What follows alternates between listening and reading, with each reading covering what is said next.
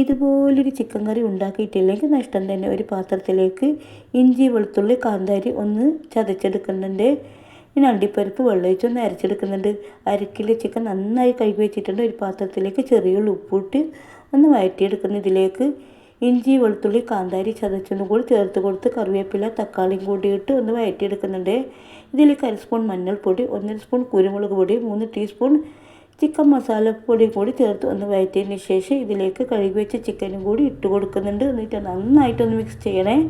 ഇതിലേക്ക് ഒരു ക്യാപ്സിക്കം ചെറുതായി മുറിച്ചതും കൂടി ഇട്ട് കൊടുക്കുന്നുണ്ട്. വെള്ളമൊഴിച്ച് നമുക്കിതൊന്ന് വേവിച്ചെടുക്കാം. നമ്മൾ ക്രീമി മിൽക്ക് പൗഡർ ഒന്ന് കലക്കിയെടുക്കുന്നുണ്ട്.